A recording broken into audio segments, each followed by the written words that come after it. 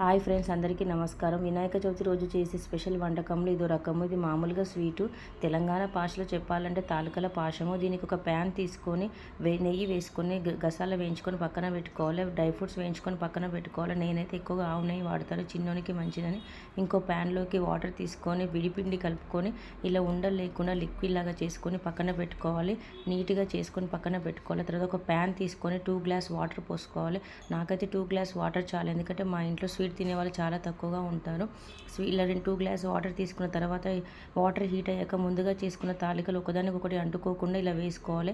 ఇలా సగం కుక్ అయిన తర్వాత స్పూన్ తోటి ఇలా నొక్కితే అది విడి కట్ అవ్వకుండా ఉంటుంది. అప్పుడు చక్కెర తీసుకొని ఇలా పోసుకుని, నేనైతే 2 గ్లాస్ వాటర్కి 1 గ్లాస్ షుగర్ తీసుకున్నాను, ఎందుకంటే స్వీట్ తక్కువగా తింటాం. తర్వాత పిండి కలుపుకోవాలి, ముందుగా తయారు చేసుకున్న పిండి. తర్వాత డ్రై ఫ్రూట్స్ వేసుకోవాలి, గసాల వేసుకోవాలి, తాలికలు ఎన్ని ఇష్టం ఉంటే అన్ని వేసుకోవచ్చు. ఫ్రెండ్స్, ప్లీజ్ సబ్స్క్రైబ్ చేసుకోండి. ఇలా నేను స్వీట్స్ చేసిన తర్వాత వీడియో తీయడం మర్చిపోయాను, ఎందుకంటే ఆ రోజు పూజ ఉండే. ఇలా చిక్కగా అయ్యేంత వరకు చేయాలి. ప్లీజ్ సబ్స్క్రైబ్ చేసుకోండి ఫ్రెండ్స్.